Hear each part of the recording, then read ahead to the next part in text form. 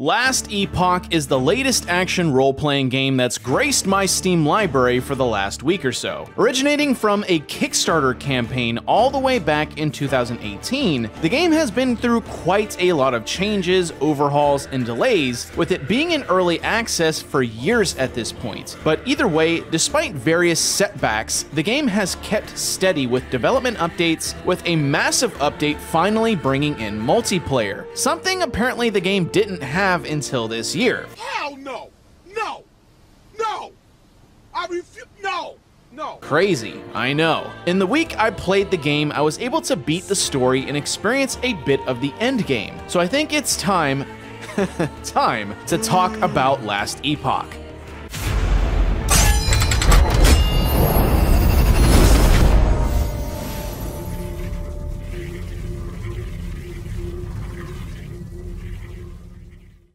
So the story of Last Epoch follows one of the 5 characters you choose to play as in the world of Atera. There is various eras that the character time travels to, with each era having its own deadly forces that will fight you as the player. Things like the Void, the Immortal Empire, and the malicious god Raye all oppose the player character in the struggle to restore peace to all of the eras of time. Each era will have different environments, creatures, and overall themes that the player will explore, ultimately leading to the end of time. Obviously, I'm gleaming over a ton of details, but that's the gist of Last Epoch's story. The story, while fun to experience, isn't really anything that gripped me personally, but generally, all action RPGs don't have groundbreaking stories, so that's not a major fault to Last Epoch. Regardless of story, you choose from one of the 5 character classes during character creation. Each character has a small backstory that relates to the world and why they all culminate in the city of Welrin, which is like this game's Tristram. Stay a while and listen. But your choice doesn't really affect any of the overall outcome of the story. The 5 classes are the Sentinel, Rogue, Mage, Primalist, and Acolyte. Each class also unlocks one of 3 subclasses unique to that base class eventually in the story, leading to even further character customizations and builds. Unfortunately, I can't help but feel a little disappointed that even in 2023, we still have gender-locked classes. Diablo 3 came out over 10 years ago, and that game had the choice to play as male or female for whatever class you wanted. So it feels like it should be a staple in ARPGs now, but alas, Last Epoch does have classes restricted to one gender. Either way, once you make your choice on a class, you then name your character, make a few other account choices like hardcore or solo restriction, and then you can hop in game. Also, is it just me, or does the mage look a lot like the actor Charles Dance? I mean, it's a cool look, just a weird observation I had. The game begins with a fairly quick tutorial teaching you the basics of combat, movement, and controls. If you've played an online ARPG before, you'll know the controls right off the bat. Left click to move, with right click and hotkeys being your attacks and spells. The fun of Last Epoch, or really any ARPG, is character customization through progression and that sweet loot.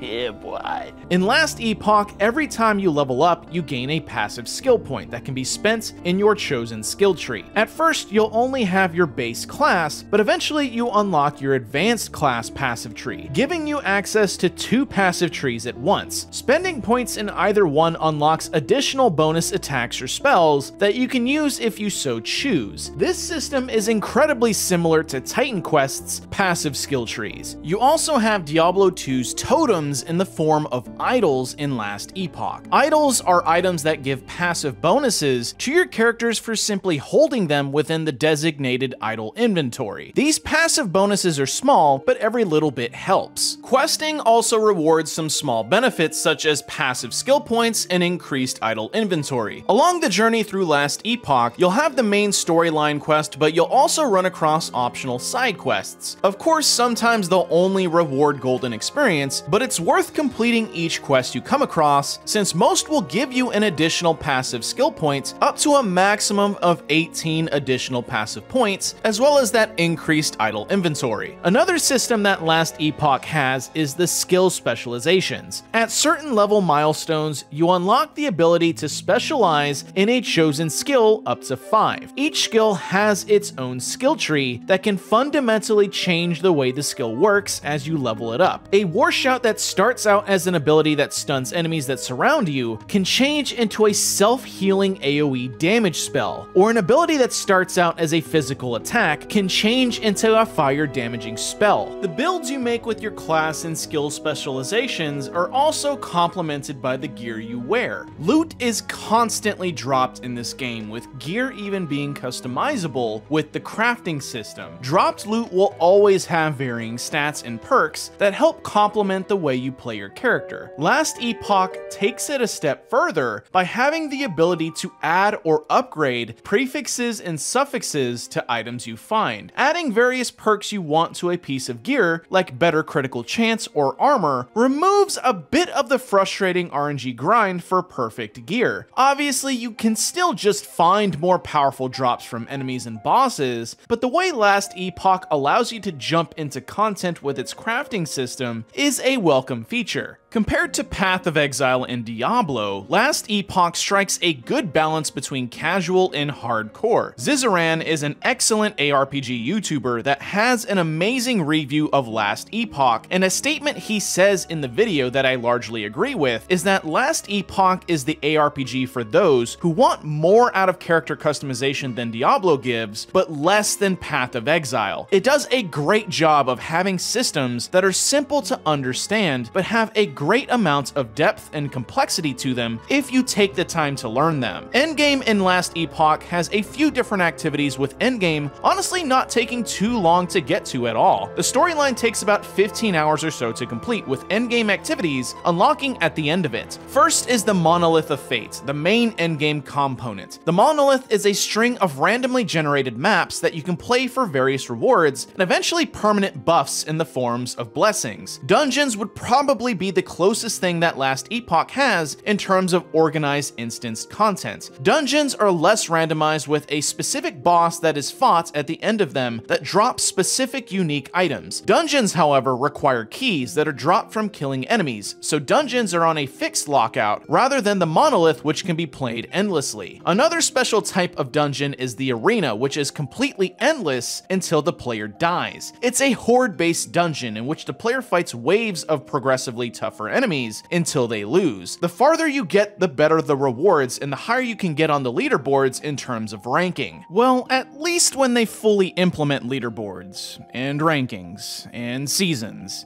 Yeah, a lot of stuff is still in development. It's the game! It sucks! That's the nature of early access games though, but luckily the developers have been very engaged with the community in terms of feedback and features coming. 11th Hour Games have been very committed to making the game as polished as possible for players to enjoy. The community in general is relatively friendly from what I've seen, so I'm excited to see what the game has in store for the future. Plus, honestly, who can hate a development studio that has an incredibly well done music video for their main theme?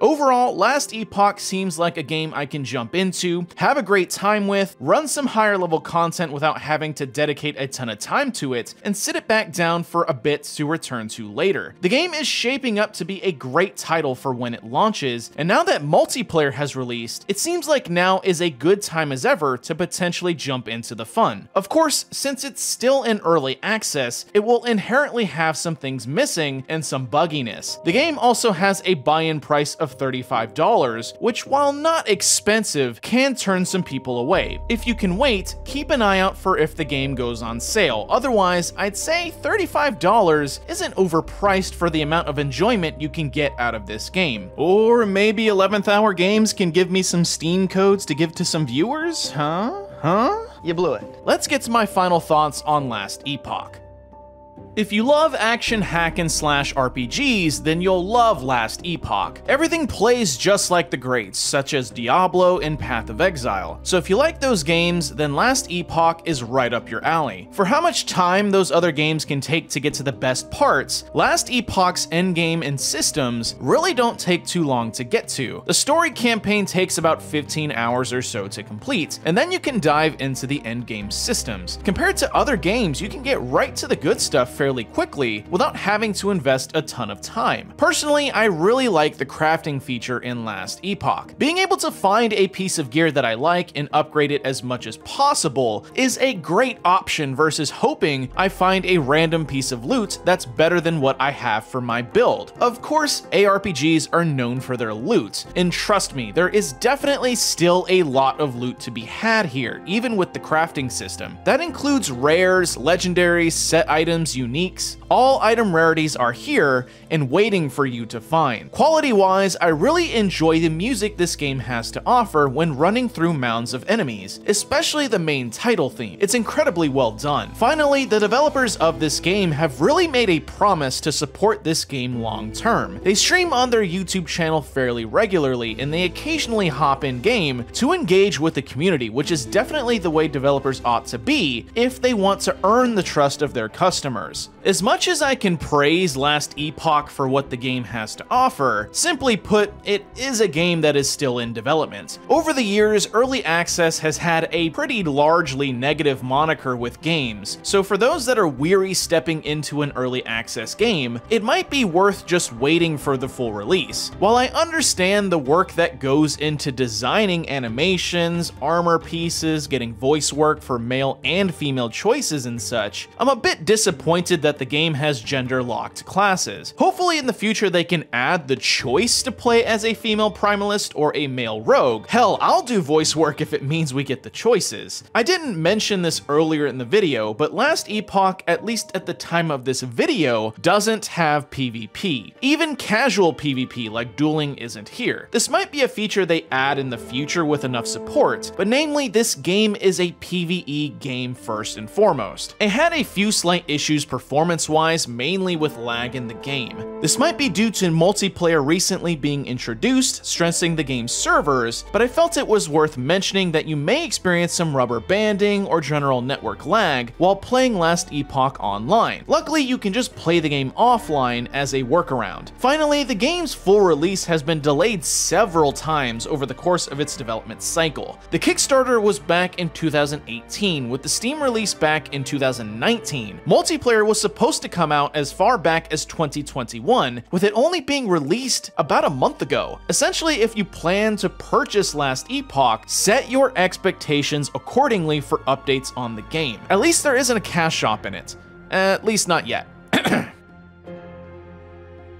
There is my thoughts on Last Epoch. Have you played Last Epoch, or were you thinking about jumping in? Let me know down in the comment section below. If you want to watch a greater in-depth review of the game, go check out Zizaren's review on his channel, link down below. If you want to support my channel, however, you can do so by liking the video and subscribing to support my content. Follow my social media links down below like Twitter and my Discord channel. Thanks for watching, everyone. And here is one last time travel thing.